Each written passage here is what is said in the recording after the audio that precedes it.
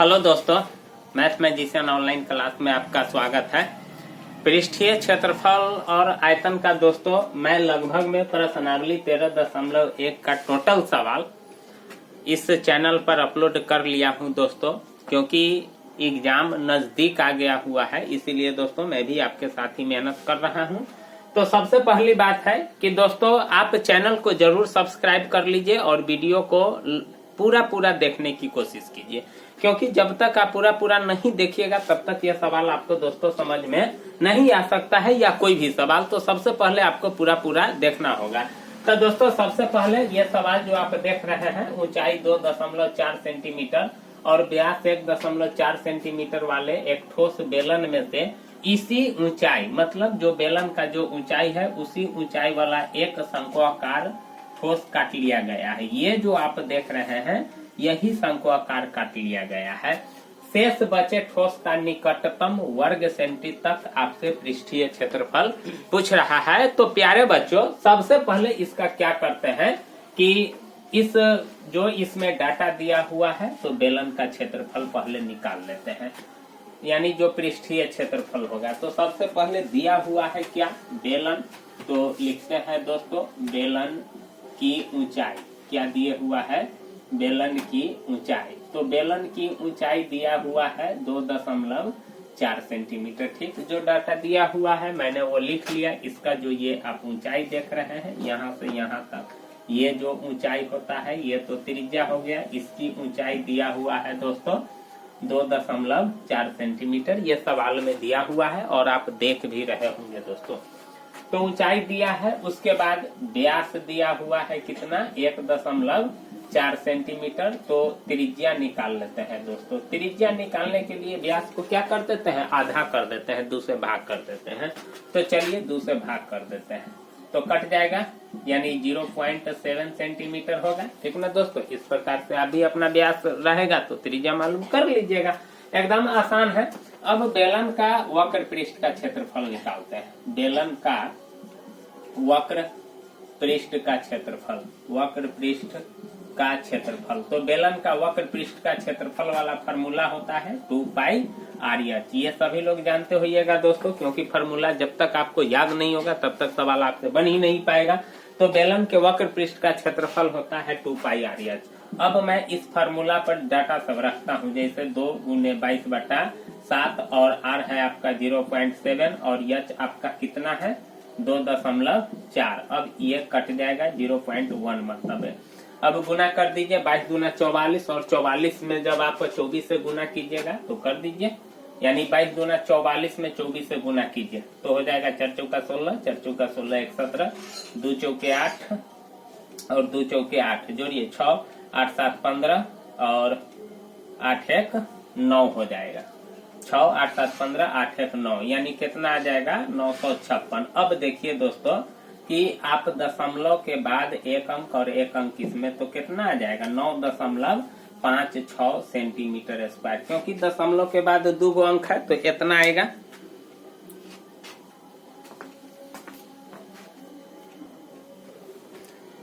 तो दोस्तों यहाँ थोड़ा गुना गड़बड़ हो गया था। 4 × 16, 4 × 16 1 17, 2 × 8 और 2 × 8 6 8 7 15 9 1 10 और दशमलव के बाद एक अंक इसमें है, एक अंक इसमें है, तो 2 अंक के बाद दशमलव लग जाएगा। तो बेलन के वक्र पृष्ठ का क्षेत्रफल आपका इतना हुआ। तो मैंने बेलन का निकाल लिया दोस्तों। अब देखते हैं कि शंकु का वक्र पृष्ठ का क्षेत्रफल। तो देखिए शंकु की ऊंचाई सबसे पहले लिखते हैं। तो शंकु की ऊंचाई तो वही है जो बेलन की ऊंचाई है, तो कितना है 2.4 सेंटीमीटर। और उसके बाद त्रिज्या तो वही होगा दोस्तों 0.7 सेंटीमीटर। अब आपको यहाँ क्या जरूरत है, इसमें भी आपको शंकु का वक्र पृष्ठ का क्षेत्रफल निकालिएगा, तो वहां आपको पाई आर यल की जरूरत पड़ेगी। तो फिर आपको उसमें यल की जरूरत पड़ेगी। तो यल वाला, यानी यल बराबर फार्मूला होता है √R² प्लस H², क्योंकि शंकु जो बनता है ना समकोण त्रिभुज से बनता है। तो स्पष्ट है कि देखिए ये जो शंकु बना हुआ है तो यहाँ समकोण त्रिभुज बन रहा है ना, तो देखिए ये कर्ण का काम कर रहा है और इसी को दोस्तों तिर्यक ऊंचाई भी कहते हैं। तो अगर आप कर्ण स्क्वायर यानी एच स्क्वायर बराबर क्या करते हैं, लंब का स्क्वायर प्लस आधार का स्क्वायर, उसी तरह सेम यहाँ भी यल बराबर क्या हो जाएगा, H square plus R square. तो मैंने वही फॉर्मूला लगाया। अब यल एच आपका कितना है दोस्तों, सो देखिए, तो एच है आपका कितना 2.4, तो इसका स्क्वायर हो जाएगा प्लस आपका त्रिज्या यानी 0.7 का स्क्वायर हो जाएगा। अब इसको क्या करेंगे, पावर 2 है, 2 बार गुना कर देंगे। तो 4 चौका 16, 4 दूना 8 दूना 16, 1 17, और 2 दूना 4, 1 हो जाएगा 5, 576 होगा। और ये हो जाएगा 7 7 49 यानी 0.49 होगा। तो दोस्तों इस प्रकार से गुना कर दिए। अब इसको जोड़ते हैं तो कितना होगा, जोड़िए, 9 6 15, 7 4 11, 1 12 और 5 1 6.25। इसका वर्गमूल होगा दोस्तों 2.5 सेंटीमीटर, क्योंकि 625 का 25 होता है और दशमलव के बाद 2 अंक है, तो वर्गमूल में भी 1 अंक के बाद लगेगा, काहे कि फिर इसको गुना कीजिएगा तो 2 अंक के बाद दशमलव लग जाएगा। तो दोस्तों अब यल आपको मालूम हो गया 2.5 सेंटीमीटर। तो अब शंकु का भी क्षेत्रफल निकाल देते हैं। तो यहाँ मैं लिखता हूँ दोस्तों, शंकु का वक्र पृष्ठ का क्षेत्रफल, शंकु के वक्र पृष्ठ का क्षेत्रफल इसका होता है पाई आर यल, तो 22/7, और आर है आपका कितना 0.7, और यल अभी आपका निकला है दोस्तों 2.5, कट जाएगा 0.1 मतलब कट जाएगा। अब गुना कर दीजिए, 25 दूना 50 और 25 दूना 50 5 55, दशमलव के बाद 1 अंक इसमें और 1 अंक इसमें, तो 2 अंक के बाद लग जाएगा दशमलव, तो 5.5 सेंटीमीटर होगा इतना दोस्तों, ठीक ना। अब क्या करते हैं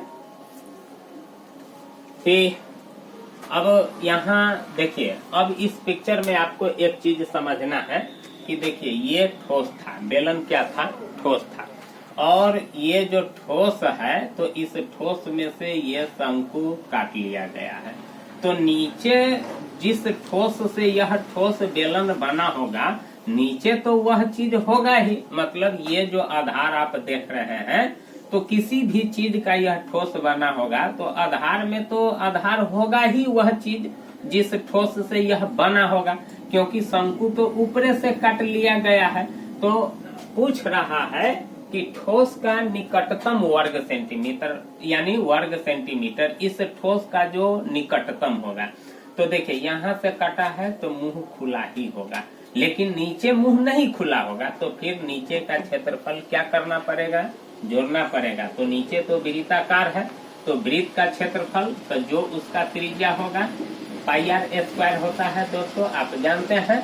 तो क्या हो जाएगा 22/7 गुना आर आपका 0.7 और फिर 0.7, ये कट जाएगा 0.1, गुना कर दीजिए, 7 दूना 14, 7 दूना 14 1 15, 1 से गुना कीजिएगा तो वही चीज होगा। और दशमलव के बाद 1 अंक इसमें है, 1 अंक इसमें है, तो 2 अंक के बाद आपका दशमलव आ जाएगा। बस दोस्तों इतना ही चीज आपको निकालना है। बेलन का वक्र पृष्ठ का क्षेत्रफल मैंने निकाल लिया, शंकु का वक्र पृष्ठ का क्षेत्रफल निकाल लिया, और वृत्त का भी क्षेत्रफल निकाल लिया आधार का। अब ठोस का पृष्ठीय क्षेत्रफल, ठोस का पृष्ठीय क्षेत्रफल, अब सबको क्या करेंगे दोस्तों, जोड़ देंगे, जितना क्षेत्रफल निकाले हैं।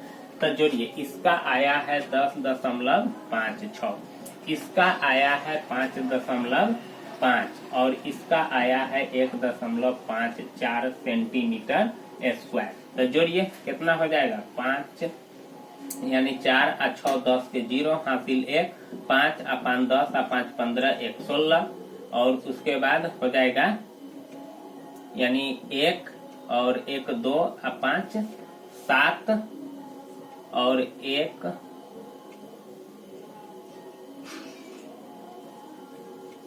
यानी इसको जोड़िए नीचे ऊपर करके, क्योंकि दशमलव वाला है दोस्तों, नहीं तो गड़बड़ा जाएगा। 5.5 और 1.54 जोड़िए, 6 4 10, 5 5 10, 5 15 1 16, 5 1 6 5 एक 6 एक 7 और एक 17.60 होगा दोस्तों। मैं यहाँ सही से लिख देता हूँ, यानी 18 सेंटीमीटर स्क्वायर। 17.6 का अगर आप सन्निकट मान लेते हैं तो 18 सेंटीमीटर स्क्वायर लगभग में होता है। तो दोस्तों ये जो आप सवाल देख रहे हैं और ये जो चैप्टर प्रश्नावली 13.1 देख रहे हैं, इसमें से आपको 5 नंबर तो निश्चित है दीर्घ उत्तरीय प्रश्न में, जो 5 नंबरी है, 5 अंक का स्तरीय जो क्वेश्चन है उसमें, और उसके बाद 2 अंक स्तरीय जो क्वेश्चन है उसमें, सभी में यह क्वेश्चन पूछा जाता है। इसीलिए दोस्तों आपको यह सवाल बनाने आना चाहिए, तो मैं आपके लिए भरपूर प्रयास करता हूं। लेकिन दोस्तों एक चीज आपको ध्यान रखना है कि बड़े बड़े चैनल वाले सब आजकल क्या करने लगे हैं कि मार्केट के हिसाब से चलते हैं, कि यानी ऐसा लुभावना चीज सब आपको देगा कि आप उसी की तरह उलझे रहिए और आप अपना तैयारी छोड़ करके सिर्फ उसका भविष्य निर्माण बनाने में लगे रहिए। इसीलिए दोस्तों आप वैसे के चक्कर में न पड़ करके आप अपने भविष्य पर ध्यान दीजिए। इसीलिए दोस्तों कभी कभी छोटे छोटे चैनल वाले सबको भी मौका दीजिए ताकि आपके भविष्य को सुधार सके। तो दोस्तों मैं भी आपके भविष्य के लिए इतना कर रहा हूं, तो प्रश्नावली 13.1 का एक और सवाल रह जाएगा, वो भी मैं बता दूंगा। तो बस आज के लिए बस इतना ही दोस्तों, थैंक यू।